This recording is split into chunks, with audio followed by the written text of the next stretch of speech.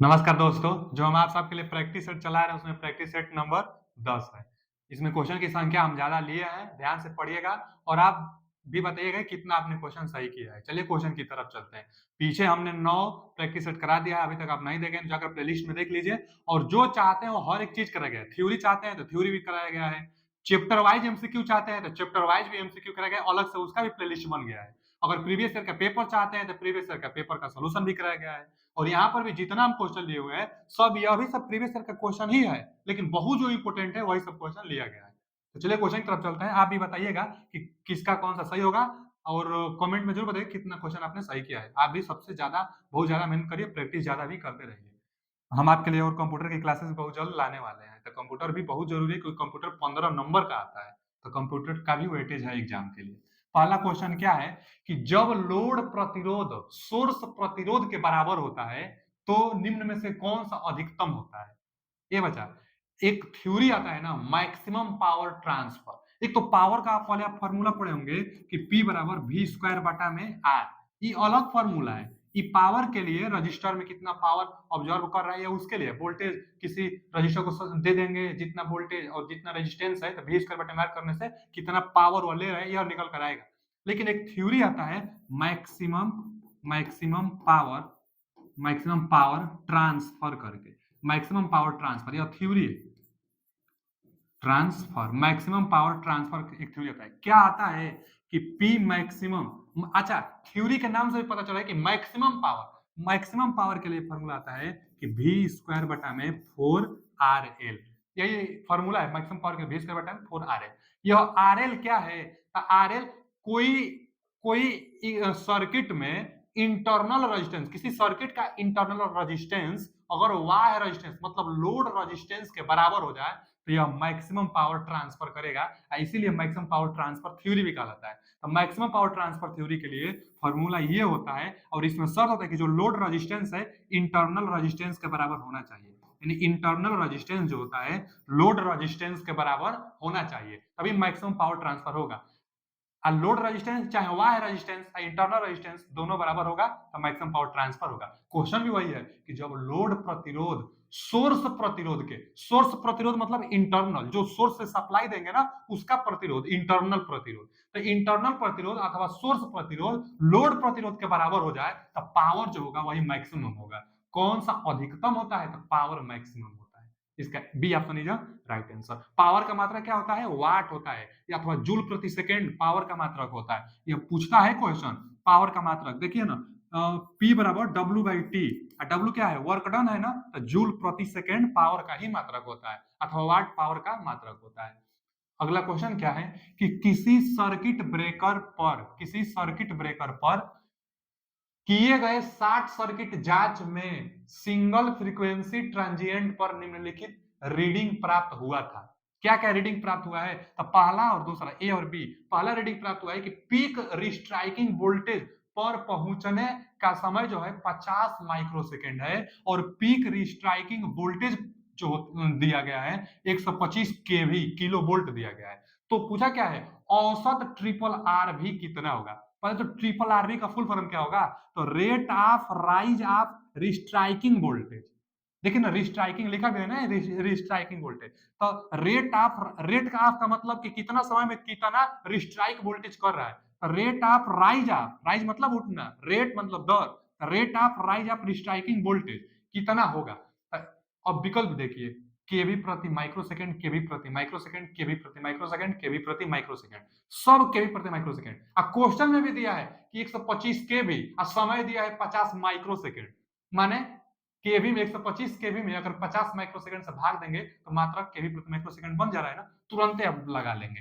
देखिए ना, 125 केवी में कितना से भाग दे देंगे? 50 माइक्रो सेकेंड से भाग दे देंगे। तो केवी प्रति माइक्रो सेकेंड में मात्रक में है तो इसको मत छेड़िए, इसको बस कटाइए। यहां से इसको कटा लेंगे। यहाँ 125 है ना, तो 125 रख लीजिए। 125 रखे, 125 केवी।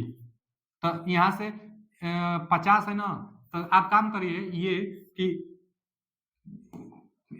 यहां से 50 माइक्रो सेकेंड है, ठीक है। केवी प्रति माइक्रो सेकेंड चाहिए आपको। 5 से कटाइए, 5 से कटाएंगे तो 25 बार कटेंगे ना, 25 5 125 होता है। 5 से इसको कटाएंगे तो ऊपर कितना जाएगा बचा 25, 25 कटेगा, 25 5 125, 25 के भी है। अब बटा में 5 से कटाए हो ना तो नीचे 10 है माइक्रो सेकेंड।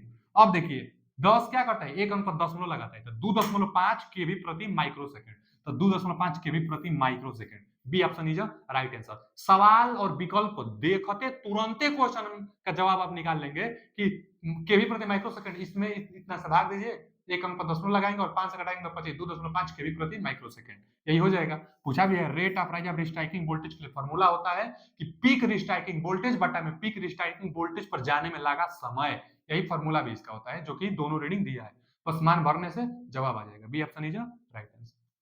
अगला क्वेश्चन क्या है कि अंतरराष्ट्रीय मानक आईईसी 6061 मतलब 60,601 और इतना रूल का आईईसी इतना रूल का पहला में के अनुसार अर्थ लीकेज करंट का अधिकतम, ये सब कुछ ध्यान नहीं देना है, क्वेश्चन बस यह पूछा है कि अर्थ लीकेज करंट अधिकतम का सीमा कितना होता है, तो यह मानक बताया गया है कि earth leakage maximum 1 milliampere तक हो सकता है, जो कि बी ऑप्शन दिया है, बाकी और कोई उतना नहीं दिया है। Maximum earth leakage 1 milliampere तक हो सकता है, यह फिक्स डाटा है, आपको याद करना है। एकदम वही पूछा है कि अर्थ लीकेज करंट मैक्सिमम कितना होता है, तो 1 मिली एम्पियर होता है, ऑप्शन में भी दिया है, B option is right answer. 1 milliampere होता है अर्थ लीकेज। अगला क्वेश्चन क्या है कि वह वायरिंग सिस्टम कौन सा है जो बिजली के झटकों से मुक्त होता है, माने सबसे अच्छा वायरिंग इसमें पूछा हुआ है। तो देखिए जो वायरिंग का मेथड होता है ना, सबसे अच्छा जो वायरिंग का मेथड होता है कंड्यूट वायरिंग होता है, conduit wiring, conduit wiring, conduit wiring जो होती है, conduit wiring, conduit conduit wiring, जो कंड्यूट वायरिंग होता है सबसे अच्छा होता है। अच्छा जो कंड्यूट वायरिंग होता है ना, यह दो प्रकार का होता है। कौन कौन होता है कंड्यूट वायरिंग दो प्रकार का, तो एक कॉन्सील्ड आता है, कंसील्ड, एक कंसील्ड आता है और एक क्या आता है सरफेस आता है। सरफेस का मतलब ना सरफेस पर पाइप की सहायता से, गोलाकार पाइप होता है, सरफेस पर ही कर दी जाती है उसको सरफेस। एक कंसील्ड का मतलब छिपी हुई वायरिंग इसको कहते हैं, छिपी हुई वायरिंग। छिपी हुई का मतलब यह हुआ ना कि अंदर अंदर जो छत होता है, दीवार होता है, जिसके अंदर अंदर वायरिंग की जाती है, वही कंसील्ड वायरिंग होता है, कंड्यूट के अंतर्गत आता है। यही सबसे अच्छा होता है, इसमें झटका नहीं लगता है, शॉक का खतरा नहीं होता है, नमी वमी कुछ नहीं जाता है। सबसे महंगा वायरिंग भी कंड्यूट वायरिंग होती है। कंड्यूट में कौन सा था, कंसील्ड, कंसील्ड नहीं देता है तब सरफेस कंड्यूट वायरिंग मारते हैं, सरफेस कंड्यूट वायरिंग तब लगाएंगे, अगर कंसील्ड नहीं दिया तब सरफेस कंड्यूट वायरिंग। अच्छा ये दोनों कंड्यूट कहलाएंगे। जब कंड्यूटे नहीं देता है तब क्या लगाते हैं, तब लगाते हैं केसिंग केपिंग, जो केसिंग केपिंग होता है ना उसके बाद लगाते हैं केसिंग केपिंग। तो जो केसिंग केपिंग होता है उसके बाद हम लोग लगाते हैं, ठीक है जी। चलिए तो जो केसिंग केपिंग होता है ना, केसिंग केपिंग, कैप कैप जानते हैं ना बच्चा, केस उसके बाद कैप, तो केसिंग कैपिंग, जो जो आयताकार एक पट्टी होता है, अंदर वायर होता है, ऊपर से एक कैप लगा देते हैं, केसिंग कैपिंग इसके बाद आता है, इससे थोड़ा सा सस्ता होता है लेकिन यह भी अच्छा होता है। तो देख लेते हैं वह वायरिंग सिस्टम कौन सा है जो बिजली के झटकों से मुक्त है, तो कंड्यूट। अब कंड्यूट इसमें कहीं नहीं है, तो कंड्यूट नहीं है तब आएंगे केसिंग कैपिंग पर, तो केसिंग कैपिंग बी ऑप्शन में दिया है, केसिंग एंड कैपिंग वायरिंग। तो यह कंड्यूट से थोड़ा सा सस्ता है और थोड़ा सा मतलब, लेकिन सबसे अच्छा तो कंड्यूट है, वो नहीं देता है तब केसिंग कैपिंग लगाते हैं। और सबसे बेकार कौन सा है, तो क्लीट वायरिंग सबसे बेकार वायरिंग है। जो क्लीट वायरिंग होता है, दो क्लीटों के बीच की दूरी मैक्सिमम 60 सेमी रखी जाती है, तो क्लीट वायरिंग सबसे बेकार और अस्थायी वायरिंग होता है। सबसे अच्छा कंड्यूट, इसमें भी कंसील्ड या नहीं दिया है तब केसिंग एंड कैपिंग लगाते हैं, B option is right answer.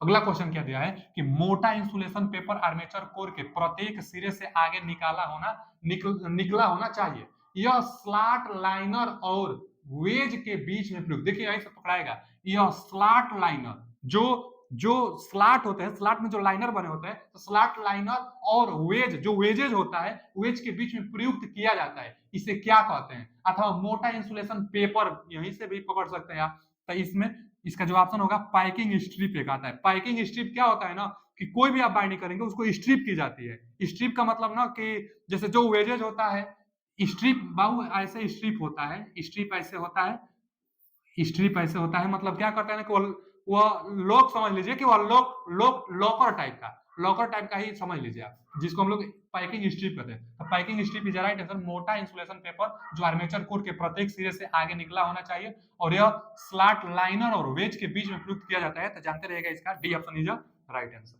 अगला क्वेश्चन क्या है? अगला क्वेश्चन है कि डीसी जनरेटर में इनपुट की प्रकृति क्या होती है? कोई भी जनरेटर हो, डीसी जनरेटर हो चाहे एसी जनरेटर हो, जनरेटर में इनपुट क्या होगा? Mechanical energy. जनरेटर का जो आर्मेचर कॉइल है उसको रोटेट कराएंगे मैग्नेटिक फील्ड में, तभी तो ईएमएफ इंड्यूस होगा। अब डीसी जनरेटर है तो आउटपुट डीसी वोल्टेज देगा, अगर एसी रहता है तो आउटपुट एसी देता, लेकिन इनपुट तो हमेशा मैकेनिकल एनर्जी लेता है। वही पूछा है कि डीसी जनरेटर का इनपुट क्या होगा भैया?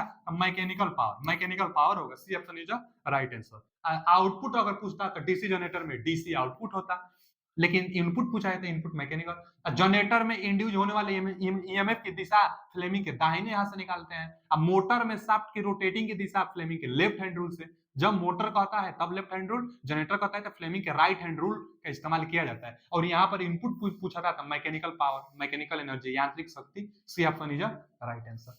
अगला क्वेश्चन है कि एक 3 phase induction motor 3 phase induction motor के लिए दिया गया है और कौन सा ऑप्शन सही है यही पूछा गया है।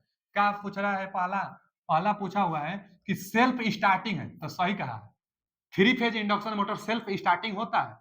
हाँ, सिंक्रोनस मोटर सेल्फ स्टार्टेड नहीं है, लेकिन यहाँ तो 3 फेज इंडक्शन मोटर बोला है, इंडक्शन मोटर सेल्फ स्टार्टेड है, पहला सही है। आगे आर्मेचर प्रतिक्रिया ब्रश स्पार्किंग कम होता है, यह भी बात सही है। आर्मेचर रिएक्शन कम होता है इंडक्शन मोटर में, आर्मेचर रिएक्शन डीसी में ज्यादा होता है, तो डीसी में होगा और अल्टरनेटर में होगा, लेकिन इंडक्शन में आर्मेचर रिएक्शन कम होता है। वही बोला है कि आर्मेचर प्रतिक्रिया ब्रश स्पार्किंग बहुत कम होता है, कम होता है। सही बोल रहा है।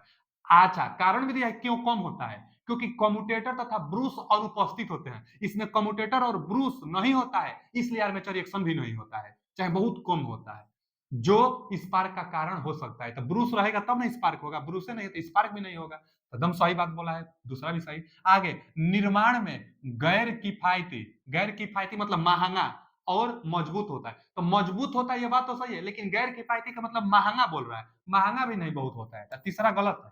इंडक्शन मोटर किफायती भी होता है और सस्ता भी होता है, मतलब अपने बजट अनुसार वो अच्छा होता है, सस्ता होता है इंडक्शन मोटर। तो यह गैर किफायती मतलब महंगा बोल रहा है, गलत बोल रहा है। रखरखाव में आसान, ये सही है। इंडक्शन मोटर का 90% जिस मोटर का प्रयोग किया जाता है आज के जमाने में इंडक्शन मोटर का, तो इंडक्शन मोटर अच्छा है, सस्ता है, किफायती है, तभी तो सेल्फ स्टार्टेड है, तभी तो इसका प्रयोग किया जा रहा है। 90%, इसलिए इंडक्शन मोटर को इंडस्ट्रियल मोटर भी कहते हैं। कहीं भी इंडस्ट्री में आप जाइए, सब का सब इंडक्शन मोटर ही होता है। तो इंडक्शन मोटर रखरखाव में आसान है, सही बात है। निर्माण में किफायती और मजबूत है, तो यह भी सही बात है।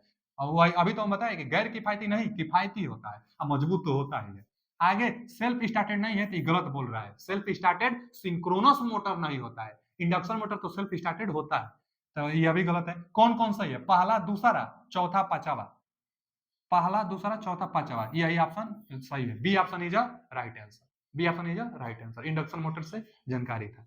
अगला क्वेश्चन है कि भारी लोड उठाने के लिए इस्तेमाल किए जाने वाले हाईएस्ट क्रेन और आमतौर पर निम्नलिखित में से किस मोटर का इस्तेमाल किया जाता है? पहले तो देखिए ना, भारी लोड उठाने के लिए, भारी लोड उठाने के लिए इस्तेमाल किए जाने वाले, जैसे हाईएस्ट चाहे क्रेन से आप पकड़ सकते हैं, क्रेन में आमतौर पर निम्नलिखित में से किस मोटर का प्रयोग किया जाएगा? देखिए, क्रेन से आप याद कर लीजिए, क्रेन के लिए अगर मोटर डीसी का था, डीसी मोटर का था, तो डीसी सीरीज मोटर। क्रेन में डीसी सीरीज, क्योंकि स्टार्टिंग टॉर्क हाई होता है डीसी सीरीज मोटर का। तो अगर डीसी का था तब यहाँ डीसी ऑप्शन ही नहीं है, सब एसी है। तो एसी कौन सा मोटर है जिसका स्टार्टिंग टॉर्क ज्यादा होता है? तो स्लिप रिंग इंडक्शन मोटर।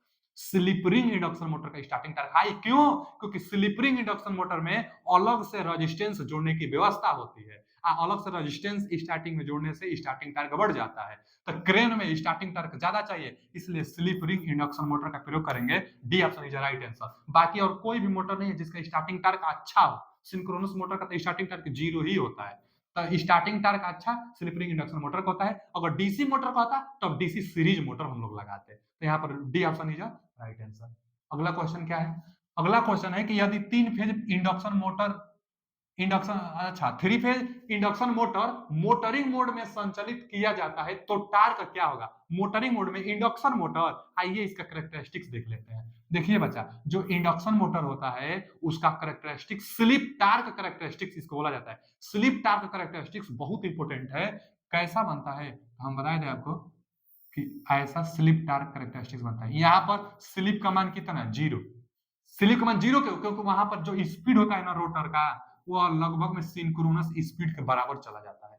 जबकि जबकि जो इंडक्शन मोटर होता है, इंडक्शन मोटर कभी सिंक्रोनस स्पीड जा ही नहीं सकता, सिंक्रोनस स्पीड पर नहीं जा सकता, क्योंकि स्लिप जीरो तो टार्क जीरो।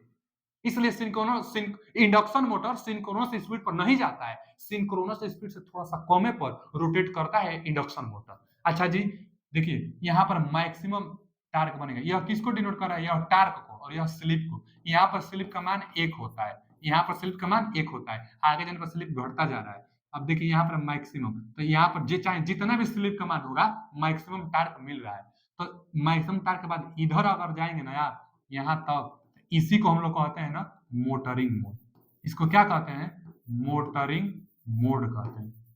मोटरिंग मोड इसी को कहते हैं। यहां से ये वाला जो है पॉइंट और ये वाला जो पॉइंट है, इतना मोटरिंग मोड। इसको क्या कहते हैं? इसको स्टार्टिंग मोड कहते हैं। स्टार्टिंग मोड कहते हैं। स्टार्टिंग मोड चाहे अनकंट्रोल्ड और इसको कंट्रोल्ड मोड कहते हैं। मतलब इसको स्टेबल और इसको अनस्टेबल कहते हैं। यह वाला जो होता है ना, यह स्टार्टिंग टाइम होता है। अच्छा जी, तो पूछा क्या है क्वेश्चन कि यदि 3 phase induction motor motoring mode में संचालित हो रहा है, मोटरिंग मोड मतलब इसको पूछ रहा है, मोटरिंग मोड में संचालित हो रहा है तो टार्क और स्लिप में संबंध पूछा है ना। देखिए स्लिप स्लिप स्लिप, तो टार्क होगा और स्लिप से संबंध पूछा है। तो आप जान लीजिएगा, बहुत इंपॉर्टेंट है, हम लिख दे रहे हैं यहाँ पे, आप भी नोट डाउन कर लीजिए कि मोटरिंग मोड में, ये वाला मोटरिंग मोड है, चाहे स्टेबल रीजन है, इसको स्टेबल रीजन कहते हैं, इसको अनस्टेबल कहते हैं। अनस्टेबल, इसको अनस्टेबल, इसको स्टेबल रीजन। स्टेबल रीजन चाहे मोटरिंग मोड, बंद कर दीजिए, धुआं ज्यादा आ रहा है। स्टेबल मोटरिंग मोड, तो जो मोटरिंग मोड होता है ना बाबू, मोटरिंग मोड, तो इस यहाँ पर जो टार्क होगा स्लिप के अनुक्रमानुपाती होता है। यहाँ पर जो टार्क होता है स्लिप के अनुक्रमानुपाती, और यहाँ पर जो टार्क होता है स्लिप के व्युत्क्रमानुपाती। एकदम जानते रहेगा कि अनस्टेबल में जो टार्क होगा स्लिप के व्युत्क्रमानुपाती होता है, और मोटरिंग मोड में जो टार्क होगा स्लिप के अनुक्रमानुपाती। यही पूछा है कि मोटरिंग मोड में संचालित किया जाता है तो टार्क क्या होगा? स्लिप के सीधे समानुपाती। A option is right answer. Motoring mode में टार्क स्लिप के समानुपाती। अच्छा, स्पीड के लिए उल्टा हो जाता, अगर स्पीड पूछता ना यहाँ पर, तो जो जो जो टार्क होता है स्पीड के व्युत्क्रमानुपाती, और यहाँ पर जो टार्क होता है स्पीड के अनुक्रमानुपाती। यहाँ पर स्पीड के अनुक्रमानुपाती हो जाता है। ठीक है, तो यहाँ पर जो टार्क होता है वह इस स्पीड के अनुक्रमानुपाती हो जाता है, लेकिन स्लिप के व्युत्क्रमानुपाती। तो कौन सा option? A option is right answer. चलिए आगे चलते हैं, एकदम जानते रहिएगा, यह करेक्टरिस्टिक से कई बार पूछता है। हाँ, इतना जान लीजिए कि और आगे जाएंगे ना तो स्लिप का मान जीरो हो गया ना जी, तो और आगे जाएंगे तो स्लिप का मान जीरो से भी छोटा, तो यानी जनरेटिंग मोड मिलेगा, और एक से ज्यादा जब जाने पर जो इंडक्शन मोटर होगा वह ब्रेकिंग मोड मिलेगा। जनरेटिंग मोड उधर है और एक से ज्यादा जाने पर ब्रेकिंग मोड। तो पूछता था, एक क्वेश्चन हम कराए थे, पूछा था उसमें कि इंडक्शन मोटर का स्लिप एक से ज्यादा हो तो कैसा बिहेवियर दर्शाएगा? तो ब्रेकिंग दर्शाएगा। एक से ज्यादा ब्रेकिंग, जीरो से कम माने निगेटिव में जनरेटिंग, जीरो और एक के बीच में इंडक्शन मोटर की तरह बिहेवियर वो करता है। अगला क्वेश्चन क्या है कि सिंक्रोनस गति के लगभग 75% गति पर अपकेंद्री स्विच ऑक्सिलरी बाइंडिंग को लाइनिंग सप्लाई से अलग कर देता है, तो स्प्लिट फेज इंडक्शन मोटर निम्न में से किस पर चलेगी? देखिए स्प्लिट फेज में क्या होता है कि दो बाइंडिंग होती है, दो बाइंडिंग होता है। एक जो बाइंडिंग होता है ना, इसको हम लोग क्या कहते हैं? रनिंग बाइंडिंग, एक को रनिंग बाइंडिंग कहते हैं। एक जो बाइंडिंग होता है, देखिए हम कहाँ बना दे रहे हैं इसको, एक यहां बना दे रहे हैं। हाँ, क्या होता है ना कि एक सेंट्रीफ्यूगल स्विच लगता है, एक सेंट्रीफ्यूगल स्विच लगता है, यहाँ पर होता है रोटर। अब यहाँ से मान लीजिए सप्लाई दे रहे हैं, तो इसको कहते हैं ना रनिंग बाइंडिंग, ये इसी के कारण यह रन हमेशा करता रहता है, रनिंग बाइंडिंग। एक होता है ना स्टार्टिंग बाइंडिंग, इसी को एक्सिलरी बाइंडिंग भी कह सकते हैं। एक्सिलरी बाइंडिंग, एक्सिलरी बाइंडिंग चाहे स्टार्टिंग बाइंडिंग केवल स्टार्ट कराने के लिए होता है, क्या होता है ना कि जैसे आप सप्लाई देंगे तो यहां से भी धारा और यहां से भी धारा जाएगी, कितना डिग्री पर होता है, रनिंग बाइंडिंग, इसको कहते हैं रनिंग बाइंडिंग। तो जो रनिंग बाइंडिंग होती है, स्टार्टिंग बाइंडिंग अथवा एक्सिलरी बाइंडिंग, दोनों एक दूसरे से 90 डिग्री पर बनता है, 90 डिग्री फेज डिस्प्लेसमेंट इनका होता है। और जैसे जब सप्लाई जाएगी तो स्टार्टिंग में ना यह स्विच क्लोज रहता है, इसको क्या कहते हैं, सेंट्रीफ्यूगल स्विच कहते हैं, सेंट्रीफ्यूगल फोर्स के कारण ओपन होगा ही। तो जैसे सप्लाई जाएगा दोनों में जाएगा, स्टार्टिंग बाइंडिंग का रेजिस्टेंस ज्यादा, स्टार्टिंग बाइंडिंग का एक्सिलरी बाइंडिंग का रेजिस्टेंस ज्यादा होता है, पतला वायर होता है, इसका पतला वायर होता है और इसका क्या होता है, रेजिस्टेंस ज्यादा होता है। तो जैसे सप्लाई जाता है ना बच्चा, तो यही काम कराता है, स्टार्ट कराने में ज्यादा भूमिका इसी का आता है, क्योंकि इसका रेजिस्टेंस ज्यादा है तो टार्क ज्यादा बनेगा, तो स्टार्ट कराने में भूमिका ज्यादा निभाता है। स्टार्ट हो रही स्टार्ट हो रही है, जैसे रोटर 75% पर जाएगी, 75% के आसपास जैसे रोटर का स्पीड होगा, एक सेंट्रीफ्यूगल फोर्स लगेगा बाहर की तरफ, और सेंट्रीफ्यूगल फोर्स बाहर की तरफ लगने से यह स्विच ओपन हो जाएगा। और स्विच ओपन हो जाने से एक्सिलरी बाइंडिंग चाहे जो स्टार्टिंग बाइंडिंग है, यह डिस्कनेक्ट हो जाएगी। ओपन हो जाएगा सेंट्रीफ्यूगल स्विच तो यह डिस्कनेक्ट हो जाएगा। तो अब किस पर रोटेट करेगा, रनिंग बाइंडिंग पर रोटेट करेगा। यही ना बचा, तो रनिंग बाइंडिंग पर रोटेट करेगा। यही पूछा है कि सिंक्रोनस गति के लगभग 75% पर अगर अब केंद्रीय स्विच ऑक्सिलरी बाइंडिंग, इसको ऑक्सिलरी बाइंडिंग को लाइन सप्लाई से अलग कर देता है, यानी यहां से अलग कर देता है 75% जाने के बाद, तो स्प्लिट फेज इंडक्शन मोटर किस पर चलती है, तो रनिंग बाइंडिंग पर चलती है। इसका A option is right answer. यही ना रनिंग बाइंडिंग पर चलती है। रनिंग बाइंडिंग का प्रतिरोध कम होता है क्योंकि लगातार चलना रहता है ना, इसलिए। तो इसका कौन सा option, A option is right answer. अगला क्वेश्चन क्या है, अगला क्वेश्चन है कि इलेक्ट्रिक रूम हीटर की बात कर रहे हैं ना, एक मतलब रेजिस्टेंस ज्यादा होगा, नाइक्रोम का वायर होगा, नाइक्रोम निकिल प्लस क्रोमियम का बना होता है। तो रूम हीटर कन्वर्टर में निम्नलिखित में से कौन सा ऊर्जा रूपांतरण होता है, तो भैया रेजिस्टेंस हीटिंग। हीटर की बात आ जाए तो रेजिस्टेंस हीटिंग आई स्क्वायर आर टी, जूल का नियम, रेजिस्टेंस ज्यादा होता है, नाइक्रोम का वायर होता है सप्लाई देने से, तो रेजिस्टेंस हीटिंग पर रूम हीटर काम करता है। अगला क्वेश्चन क्या है, अगला क्वेश्चन है कि अल्टरनेटर में डैम्पर बाइंडिंग का उपयोग करने का उद्देश्य क्या है, तो अल्टरनेटर में देखिए, अगर अल्टरनेटर जनरेटर को कहते हैं, तो जो जनरेटर होता है इसमें डैम्पर बाइंडिंग का काम क्या होता है, हंटिंग इफेक्ट को कम करना। अगर यह सिंक्रोनस मोटर होता तो डैम्पर बाइंडिंग का काम उसको सेल्फ स्टार्टेड बनाना। अगर सिंक्रोनस मोटर होता तो सेल्फ स्टार्टेड बनाता डैम्पर बाइंडिंग, लेकिन अल्टरनेटर है तो डैम्पर बाइंडिंग काम हंटिंग इफेक्ट को कम करना। देख लेंगे, देखिए हंटिंग इफेक्ट को कम करता है, टू रिड्यूस हंटिंग इफेक्ट। इसका कौन सा option, B option is right answer. अगला क्वेश्चन क्या है, अगला क्वेश्चन है कि निम्नलिखित कथनों पर विचार करिए कौन सा विकल्प सही है। आगे पहला विकल्प यह है कि सिंक्रोनस मोटर में प्रयुक्त लघु पिच बाइंडिंग, मतलब 60 पिच बाइंडिंग विरूपित हार्मोनिक्स को कम करता है, सही बोल रहा है। हार्मोनिक्स को कम करने के लिए हम बताए थे थ्योरी में कि भैया 60 पिच बाइंडिंग से हार्मोनिक्स कम होता है। अब कौन, जिस नंबर का हार्मोनिक्स कम करना है तो आप अल्फा का मान निकालने के लिए 180 बटा में n करेंगे। जिस नंबर वाला हार्मोनिक्स कम करना है उसी नंबर को 180 से भाग देंगे, जितना अंश आएगा उतना अंश 60 पिच कर दीजिए, उतना डिग्री 60 बाइंडिंग कर, मतलब 60 पिच बाइंडिंग, उतना डिग्री पहले से बाइंडिंग मोड़ दीजिए, उसी को 60 पिच बाइंडिंग करते हैं। तो क्या होता है, हार्मोनिक्स को कम करता है। तो पहला विकल्प सही है कि 60 पिच बाइंडिंग हार्मोनिक्स कम करता है। एक बात और हम बता देते हैं आपको कि 60 पिच बाइंडिंग करने से ना कॉपर मटेरियल भी कम लगता है। कॉपर मटेरियल कम लगता है ना, 60 पिच बाइंडिंग करेंगे, पहले ही मोड़ लेंगे तो कॉपर मटेरियल कम लगेगा। दूसरा विकल्प क्या कर रहा है कि सिंक्रोनस मोटर में प्रयुक्त 60 पिच बाइंडिंग में कम ओवर हैंग ताम्र की आवश्यकता होती है। यह भी तो सही, यही तो अभी तो हम बताए हैं कि 60 पिच बाइंडिंग में कॉपर भी कम लगता है। तो वही बोल रहा है कि कॉपर की आवश्यकता होती है, कितना कम ओवरहैंग कॉपर की आवश्यकता होती है, सही बता रहा है। 60 पिच बाइंडिंग से कम कॉपर की आवश्यकता होती है, यह भी सही है, जो कि मितव्ययी होता है, जो कि सस्ता पड़ता है हमारे लिए। कम कॉपर लगेगा तो सस्ता पड़ेगा, तो दोनों कथन सही है। इसका फाल्स वाला तो होगा नहीं, ट्रू और फाल्स तो यह भी नहीं होगा, ट्रू एंड ट्रू तो यही सही है, C option is right answer. दोनों कथन सिंक्रोनस मोटर के लिए ट्रू था। अगला क्वेश्चन क्या है कि बोर्ड पर ड्राइंग शीट को स्थिर करने के लिए निम्नलिखित में से क्या प्रयुक्त नहीं किया जाता है। बचाओ, ड्राइंग आप अगर क्लासेस किए होंगे ना तो आप देखे होंगे जब आपको ड्राइंग बनवाई जाती है, ड्राइंग शीट दिया जाता है आपको, तो जो एक ड्राइंग बोर्ड होता है, ड्राइंग बोर्ड पर ड्राइंग शीट आप लगाएंगे तो उस ड्राइंग शीट को, जो ड्राइंग बोर्ड होता है, ड्राइंग बोर्ड पर आप ड्राइंग पेपर इस पर लगाएंगे तो किसका किसका प्रयोग कर सकते हैं, वही पूछा है कि ड्राइंग बोर्ड पर ड्राइंग शीट को स्थिर करने के लिए निम्नलिखित में से क्या प्रयुक्त नहीं किया जाता है। तो पहला, चिपकाने के लिए टेप, टेप तो किया जाता था, हम लोग ड्राइंग जब पढ़ रहे थे तो किनारों पर टेप लगाते थे इसको स्थिर करने के लिए, इसी पर अपना ड्राइंग बनाते थे, तो टेप का इस्तेमाल होता है। ड्राइंग पिन एक आता है, ड्राइंग पिन आता है, तो ड्राइंग पिन का भी इस्तेमाल किया जाता है। क्लिप आता है और इसी में क्लिप लगा दीजिए, तो क्लिप का भी इस्तेमाल होता है। यह दिया है धागे, तो धागे का इस्तेमाल नहीं होता है। क्या नहीं होता है यही पूछा था, इसका प्रयोग नहीं किया जाता है, धागे का प्रयोग नहीं किया जाता है। तो D option is right answer. अगला क्वेश्चन क्या है, अगला क्वेश्चन है कि विद्युत ड्राइव, देखिए ना, विद्युत ड्राइव, ड्राइव का मतलब मोटर की गति को कंट्रोल करना। विद्युत ड्राइव के 4 क्वाड्रेंट ऑपरेशन में निम्न में से किस क्वाड्रेंट में रिवर्स मोटरिंग ऑपरेशन होता है। रिवर्स मोटरिंग भैया हो 4 प्रकार का ऑपरेशन होता है, एक तो होता है first quadrant, second quadrant, third quadrant और यहाँ पर फोर्थ क्वाड्रेंट। यहाँ जो होता है फॉरवर्ड मोटरिंग होता है, फॉरवर्ड मोटरिंग होता है, फॉरवर्ड मोटरिंग।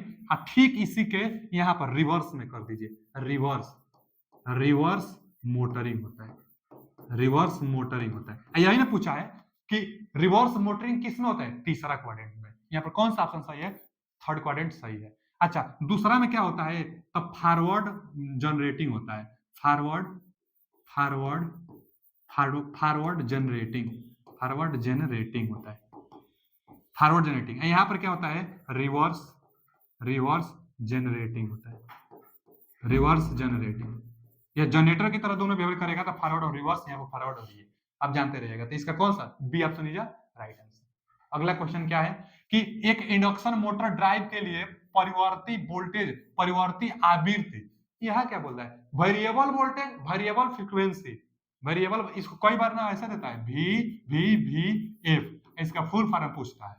तो वेरिएबल वोल्टेज, वेरिएबल फ्रीक्वेंसी की आपूर्ति के लिए, अच्छा यह क्या है, तो स्पीड कंट्रोल करने का एक मेथड है। यहां दिया भी है कि एक इंडक्शन मोटर ड्राइव, हम ड्राइव के लिए बता देना स्पीड कंट्रोल करना, तो एक इंडक्शन मोटर ड्राइव के लिए वेरिएबल वोल्टेज, वेरिएबल फ्रीक्वेंसी की आपूर्ति के लिए रेक्टिफिकेशन अनियंत्रित है, अनकंट्रोल्ड है। रेक्टिफिकेशन जो है अनकंट्रोल्ड है, तो वोल्टेज और फ्रीक्वेंसी निम्न में से किससे नियंत्रित की जाती है, तो पल्स विथ मॉड्यूलेशन इन्वर्टर। एकदम याद कर लीजिए, फिक्स डाटा है, फिक्स है, इसी इन्वर्टर का प्रयोग करेंगे। कौन इन्वर्टर, तो पल्स विथ मॉड्यूलेटेड इन्वर्टर का प्रयोग करते हैं। कब करते हैं, तो जब रेक्टिफिकेशन अनकंट्रोल्ड हो तब। तो यहाँ दिया ही है अनकंट्रोल्ड है, तो किसका प्रयोग करेंगे, तो पल्स विथ मॉड्यूलेशन इन्वर्टर का प्रयोग करेंगे। तो B option is right answer. चलिए अगला क्वेश्चन क्या है, अगला क्वेश्चन है कि विद्युत संयंत्र के अर्थशास्त्र में प्रयुक्त वार्षिक ब्याज चक्रवृद्धि विधि को किस अन्य नाम से जाना जाता है। क्वेश्चन क्या कह रहा है कि एनुअल इंटरेस्ट कंपाउंड मेथड, कौन सा एनुअल इंटरेस्ट कंपाउंड मेथड के नाम से जाना जाता है, यूज्ड इन कहा, पावर प्लांट इकोनॉमिक्स में। तो ये बच्चा जो इकोनॉमिक्स होता है ना, पावर प्लांट इकोनॉमिक्स, इसके अंतर्गत पूछा है एनुअल इंटरेस्ट कंपाउंड। तो देखिए जो कोई भी पावर प्लांट हो उसका डिप्रिसिएशन ज्ञात करने के 3 मेथड हम बताए थे, लिखवाए थे। थ्योरी नहीं पढ़े जाकर थ्योरी पढ़िए, थ्योरी भी कराया जा चुका है, जैसे कि स्टार्टिंग में ही बता दिए थे। सारा सिलेबस का हम थ्योरी करा दिए हैं, आप थ्योरी जरूर पढ़िए, 2 से 3 बार थ्योरी जरूर पढ़िए। आपके पास जो कोई भी सेट हो, जो कोई भी बुक हो, प्रैक्टिस ज्यादा से ज्यादा करिए क्वेश्चन पर। यहाँ पर अब जैसे हम अभी यह पूछ रहा है कि पूछ रहे हैं कि पावर प्लांट इकोनॉमिक्स से रिलेटेड, पावर प्लांट मितव्ययी मतलब इकोनॉमिक्स से लेकर, तो सुनिए ना, हम बताए थे 3 मेथड जो पावर प्लांट का डिप्रिसिएशन से रिलेट था। कौन कौन सा था 3 मेथड, एक तो यह था डायमेंसिंग वैल्यू था, जो डायमेंसिंग वैल्यू था, उसके बाद यह कोई वैल्यू नहीं था, यह तो होता ही नहीं है, उसके बाद सिंकिंग फंड मेथड था और स्ट्रेट लाइन मेथड था। यही 3 मेथड होता है डिप्रिसिएशन ज्ञात करने का। लेकिन इसी में से एक मेथड है जिसको हम लोग एनुअल इंटरेस्ट कंपाउंड के नाम से भी जानते हैं, तो वह कौन सा है, तो सिंकिंग फंड मेथड है। क्वेश्चन इससे ज्यादा बनेगा तो यही बनेगा कि कौन सा मेथड डिप्रिसिएशन ज्ञात करने के लिए प्रयोग किया जाता है। तो तीनों को ध्यान में दीजिएगा, कौन, डायमेंसिंग, सिंकिंग फंड और स्ट्रेट लाइन मेथड। यही 3 मेथड है जो डिप्रिसिएशन ज्ञात करने के लिए प्रयोग किया जाता है पावर प्लांट में। एक क्वेश्चन और बन गया है, नया क्वेश्चन, कि सिंकिंग फंड मेथड को एनुअल इंटरेस्ट कंपाउंड के नाम से जानते हैं, तो यह भी जानते रहिएगा। C option is right answer. अगला क्वेश्चन क्या है कि विद्युत उत्पादन संयंत्र में बिजली हमेशा विद्युत उत्पादन संयंत्र में विद्युत उत्पादन संयंत्र में बिजली हमेशा किस पर उत्पन्न होती है? किस पर उत्पन्न होती है? विद्युत उत्पादन संयंत्र में बिजली हमेशा किस पर उत्पन्न होता है? कभी कभी क्या हो रहा है ना कि किरौना, रात में वीडियो शूट हो रहा है, किरौना सब आ जा रहा है, किरौना आ जाने से ना वो सब भी लिख दे रहा है, इधर उधर हो जा रहा है, तो थोड़ा सा डिस्टरबेंस होगा, बाकी सब तो हम वीडियो शूट ही कर देंगे। दिया है कि विद्युत उत्पादन संयंत्र में बिजली हमेशा किस पर उत्पन्न होती है?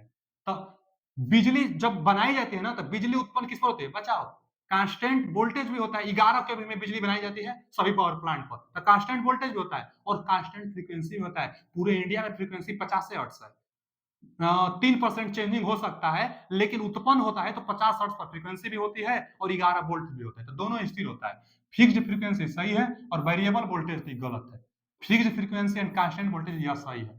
फ्रीक्वेंसी भी फिक्स्ड होती है और वोल्टेज भी कांस्टेंट होता है, 11 के भी 50 हर्ट्ज जनरेट की जाती है। बाकी ट्रांसमिशन में हम बताए ही थे कि जब भेजी जाती है तो 765 केवी में प्राइमरी ट्रांसमिशन होता है, 440 केवी में प्राइमरी ट्रांसमिशन होता है, क्योंकि हाई वोल्टेज करने से लॉसेस कम होती है और पावर ज्यादा ट्रांसफर किया जा सकता है। तो लॉसेस कम करने के लिए हाई वोल्टेज पर ट्रांसमिट की जाती है, लेकिन संयंत्र पर जब उत्पादन जो पावर प्लांट होगा वहां पर कांस्टेंट वोल्टेज 11 केवी में ही उत्पन्न किया जाता है। चलिए अगला क्वेश्चन क्या है? अगला है कि दिए गए कथनों में जल विद्युत उत्पादन प्रणाली के संबंध में सही विकल्प चुने। हाइड्रोइलेक्ट्रिक पावर प्लांट के लिए पूछ रहा है क्या? हाँ, पूछ रहा है ना कि जल विद्युत हाइड्रोइलेक्ट्रिक पावर प्लांट के लिए कौन सा सही है, ये पूछ रहा है। पहला विकल्प दिया है कथन 1 कि सर्ज टैंक का मुख्य कार्य पेन स्टोक में पानी वाटर के हैमरिंग को कम करता है, एकदम सही है। अब बहुत इंपोर्टेंट यह कथन भी है, सिर्फ इस कथन से क्वेश्चन कई बार आया हुआ है कि सर्ज टैंक का कार्य क्या होता है? पेन स्टोक में पानी हैमरिंग को कम करना ही पेन स्टोक सर्ज टैंक का कार्य होता है, तो एकदम सही क्वेश्चन है। सर्ज टैंक क्या होता है कि जो डैम होता है, डैम से जिससे अल्टरनेटर पर पानी ले जाते हैं, यही कहलाता है पेन स्टोक। पेन स्टोक यही कहलाता है, पेन स्टोक। इसी में एक होता है सर्ज टैंक। सर्ज टैंक क्या कहता है? इसमें पानी ज्यादा हो जाता है ना, पानी का प्रेशर ज्यादा हो जाता है, तो सर्ज टैंक में पानी ऊपर चला जाता है, जिससे इसका प्रेशर कंट्रोल में रहता है। तो सर्ज टैंक का काम पेन स्टोक में हैमर को कंट्रोल करना है, जो कि पहला कथन सही है। आगे, पेन स्टोक प्रवेश क्रिया से और फोरवे से टरबाइन तक पानी लेने के लिए, यही तो बनाया कि टरबाइन तक, और यहीं पर फोरवे होता है और रिजर्वायर होता है, तो यहां से टरबाइन तक पानी ले जाने का कार्य ही पेन स्टोक करता है। तो पेन स्टोक कार्य करता है पानी ले जाने का, तो यह भी कथन सही है। दोनों कथन सही है। फाल्स वाला तो होगा नहीं, सी नहीं होगा। ट्रू फाल्स ये भी नहीं होगा। गलत दिया है ये वाला, तो ये भी नहीं होगा। सही सही, दोनों कथन सही है, सही और सही दोनों। True true. पेन स्टोक का काम ही है प्रवेश क्रिया से फोरवे से टरबाइन तक पानी, फोरवे से टरबाइन, प्रवेश क्रिया कहीं नहीं तो फोरवे कहिए, एक फोरवे होता है पानी इकट्ठा के लिए, तो फोरवे से टरबाइन तक पानी ले जाने का काम पेन स्टोक करता है, सर्ज टाइम हैमरिंग को कम करता है। तो दोनों कथन सही है, इसका A option is right answer. अगला क्वेश्चन क्या है?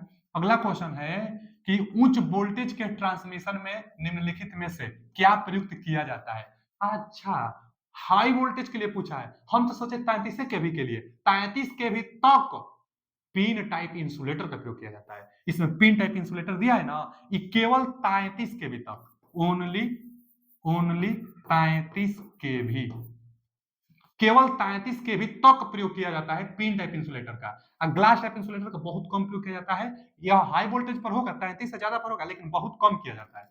आगे स्ट्रेन टाइप इंसुलेटर तो हाई वोल्टेज पर किया जाता है, 33 से ज्यादा पर किया जाता है, लेकिन कहता सवाल में क्रॉस, चाहे नदी क्रॉस, चाहे रोड क्रॉस, चाहे इंड सिरा, चाहे मोड़ रोड पर, तब स्ट्रेन टाइप इंसुलेटर का प्रयोग किया जाता है। यह हॉरिजॉन्टली होता है, यह हॉरिजॉन्टली होता है। हॉरिजॉन्टल होता है स्टैंड टाइप, 33 केवी से ज्यादा के लिए होता है, लेकिन cross, river, road crossing, end सिरा कहता तब। अब एक ही बच गया सस्पेंशन टाइप इंसुलेटर, तो यही सही है। 33 केवी से ऊपर के लिए सस्पेंशन टाइप जो होता है वर्टिकली लगा होता है, वर्टिकली यहाँ से ट्रांसमिशन लाइन जाती है। एक डिस्क 11 केवी का होता भी है। डिस्क की संख्या निकालने के लिए हम बताए थे फॉर्मूला कि जो भी लाइन वोल्टेज होगा बटा में कड़ी 3 गुणे 33, एक 11 ना, 11, एक डिस्क 11 केवी का है तो 11 कड़ी 3 गुणे 11 से भाग देंगे लाइन वोल्टेज में, तो डिस्क की संख्या निकल कर आएगी।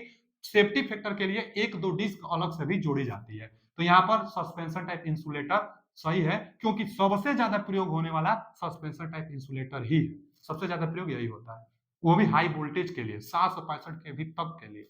आगे, ओवरहेड कंडक्टर के कारण, ओवरहेड ओवरहेड कंडक्टर मतलब जो ट्रांसमिशन लाइन होता है ना ओवरहेड वाला, वही ओवरहेड कंडक्टर के कारण पोल को खिंचाव से बचाने के लिए किया जाने वाला वायर को क्या कहते हैं? Stay wire.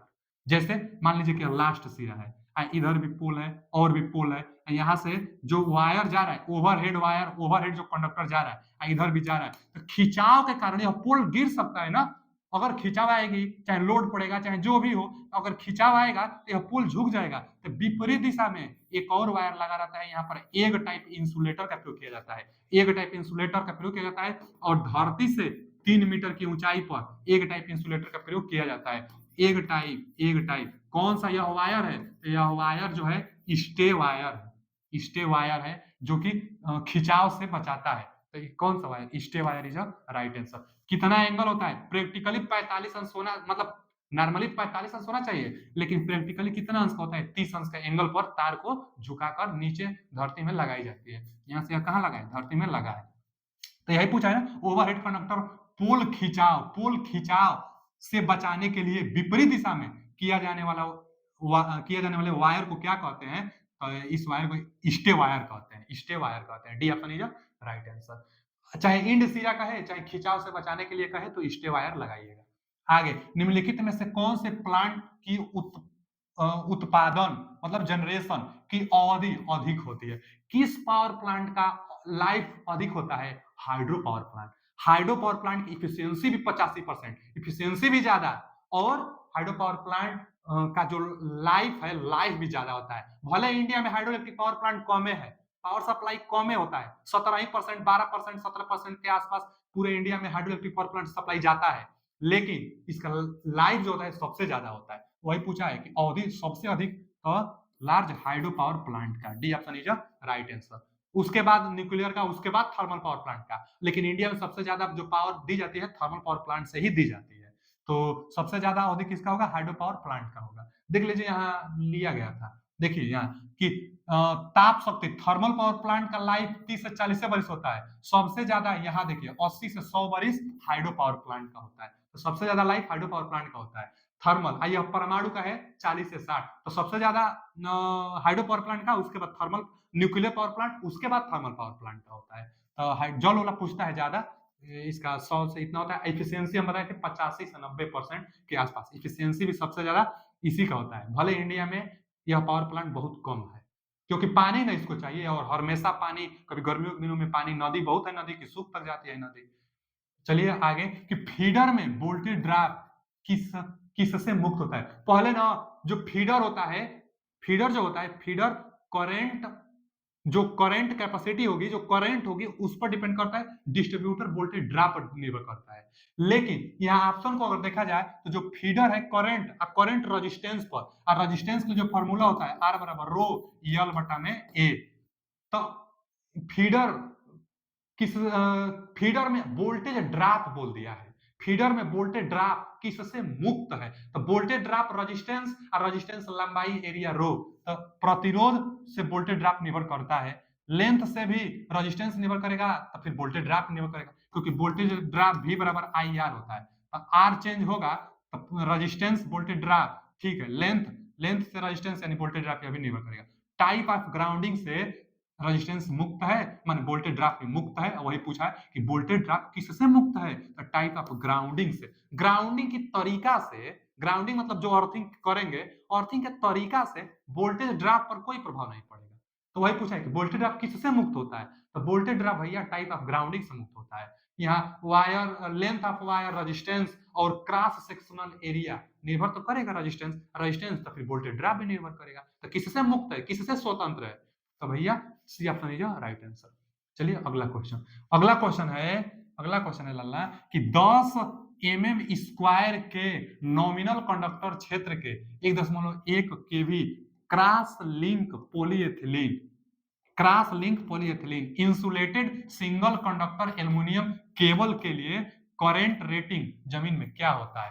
पहले नंबर ना 1.1 kV, वोल्टेज भी ज्यादा, और देखिए 10 mm स्क्वायर मोटा वायर है, 10 mm, घरों में 1.5 mm square, 2.5 mm square maximum प्रयोग किया जाता है वायर। यहाँ दे दिया है 10 mm स्क्वायर केबल। तो इतना जब मोटा केबल रहेगा तो करंट ज्यादा से ज्यादा सहन करेगा। तो ज्यादा से ज्यादा करंट 55 एम्पियर, यानी इसका जवाब 55 एम्पियर होगा। 55 एम्पियर तक करंट को सहन कर सकता है, क्योंकि वायर की मोटाई सबसे ज्यादा है।